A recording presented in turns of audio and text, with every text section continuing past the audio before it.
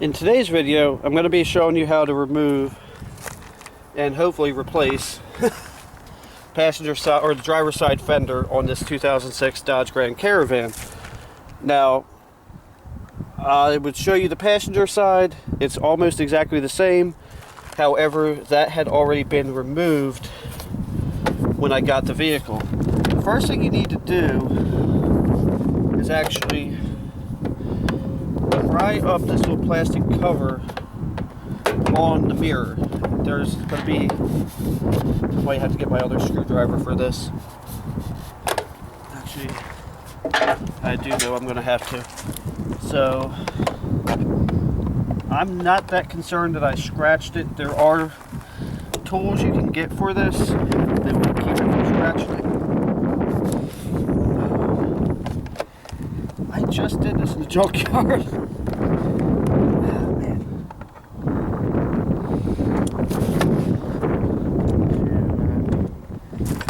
Anyway, once you get it to a certain point, you're actually going to lift up on it. You're not going to alright, so now that I have that, you might actually need two screwdrivers for this, like I just did. Alright, so there's one of the clips, and then once you get to a certain point, it will just lift off. And then there are three I think they're T27.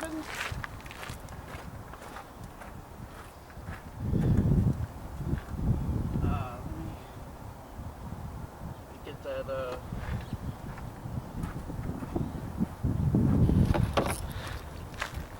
Sorry about that. I didn't grab all my tools. There's going to be two right away that you can see. They are, in fact, T30s. So I need to change over this bit to this bit adapter. Now, in the junkyard I used my 1/4" impact, but that's not the best tool for that. Actually, I want to get, before I do that, there's actually one on the inside of the door that I want to get first. And one of the first steps I did in this was I actually removed the battery. It's sitting on the back seat of the, well, sitting on the back floor of the van. I am going to be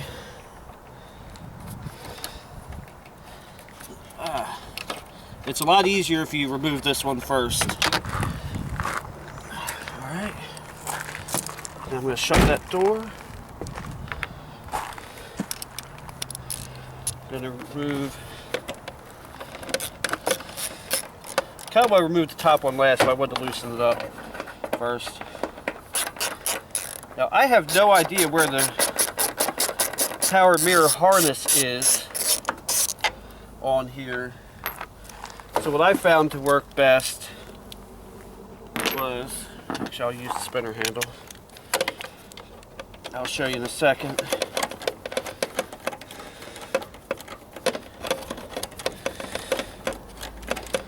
One of the things I found that worked the best for me, at least, was, I'll put that back. I just kind of hung it inside the door. And then you'll see there is a 10mm fastener here. I'm thinking I might actually remove the wheel to make this easier. So let me do that and I'll get back to you in just a minute. You know, it's almost like a sickness. I keep forgetting to bring my a regular Phillips head screwdriver. So I got the wheel off, as you can see, and I have it under the vehicle just in case this thing should drop. It'll fall onto the wheel and not, well, me. So what I'm going to do is there's 3 Phillips head screws here. Although that was different on the van I pulled these off of. And because actually there's 4. The vehicle I pulled these off of had a push pin right here, not a without a Phillips head screw. And this is, oh no, that's not good. Alright, so I have one of them that's just spinning, and it's not, I'll see if I can put a little bit of pressure on it to hold it, otherwise I'm going to have to try to get pliers in there and hold it. Alright, so that's actually working. Ow! You did not see that. Alright.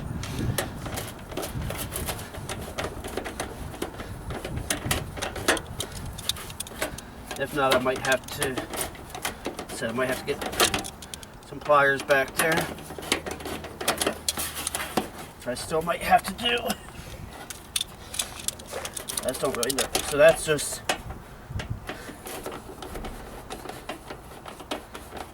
so this little trim piece is going to come off. There's a hole that's holding it against one back here. So I mentioned previously the 10mm bolt up here. So we're going to buzz that off. And it's going to stick in my socket for some reason. Dang it. I'm going to have a lot of bolts to undo. And I'm going to recommend this right now. If you are planning a job like this, oh yeah, there's some sort of insulation in here. It has to come out. If you're going to be doing a job like this, you can get one of these from, this one's a Craftsman. It cost me like $100 and some, like $129.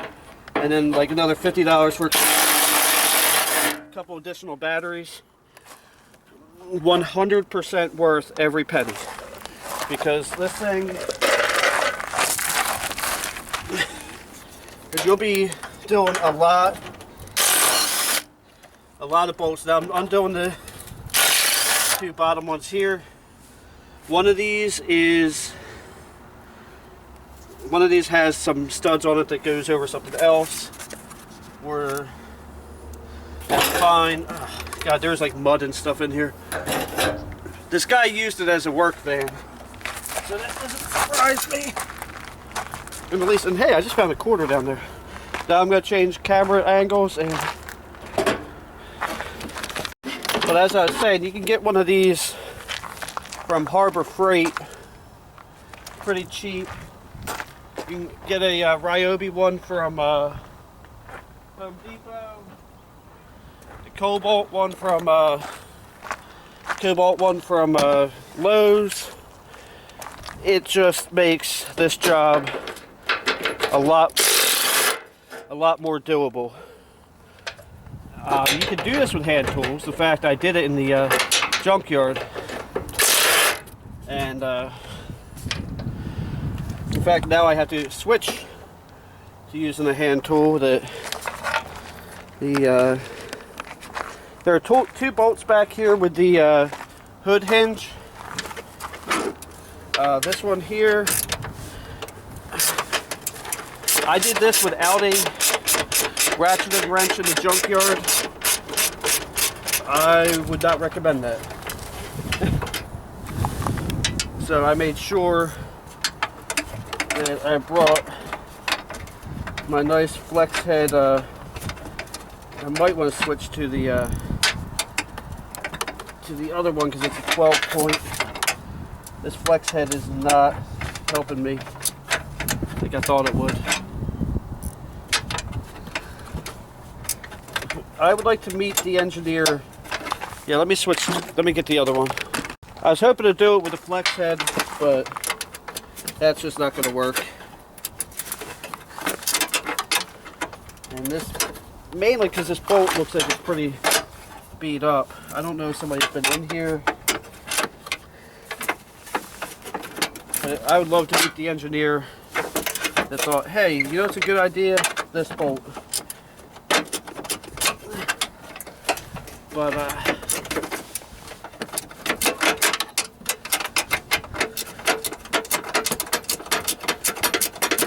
I did this without a ratchet wrench in the junkyard, and it took me a very, very long time to do this. And then I'm gonna have to move where I have some of my bolts, because I'm gonna have to take one bolt out of the wiper cowl here.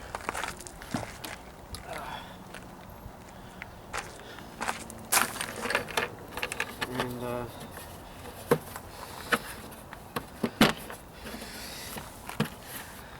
yeah, I'm just kind of taking a break from that for a second, if you can't tell. But this really is not a hard job to do.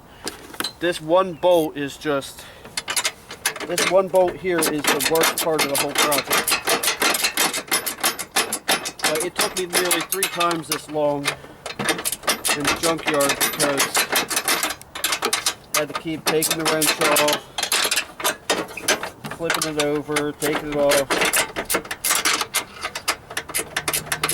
This would be a lot easier if I could get the wrench all the way down on that bolt, though. I don't know who tore it up. Probably some guy that bent the hood hinge.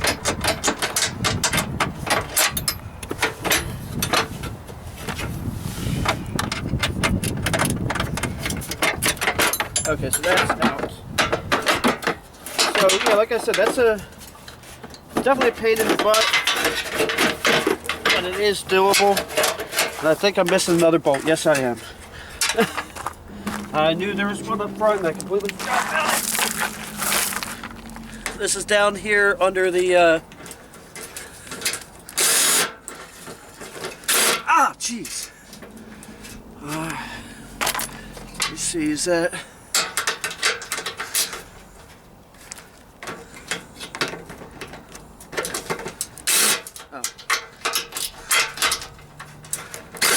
For some reason, this one has a regular nut on the top rather than a captured bolt on the fender. But yeah, so then this fender. Oh, and there's 2 more.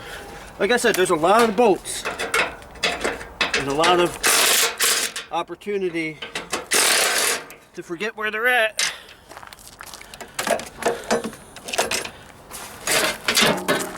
And then off with the old. Let me go get the new one out of the back of the car. Now, I'm really wishing I hadn't closed the tailgate with the part still in the back. So somebody has already removed that one bolt.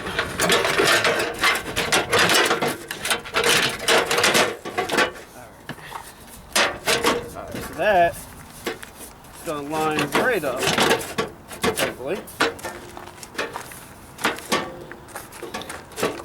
And then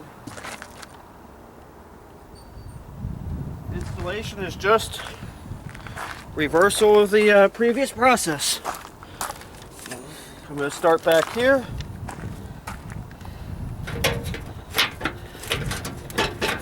I'm going to try to line this up as best I can.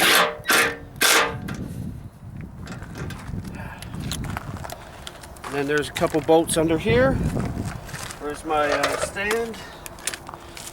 And I mean, you saw how the reversal was. It's exactly the same. I'm not going to bore you with that. So thank you for watching. Have a blessed day. And don't forget to like, comment, and subscribe.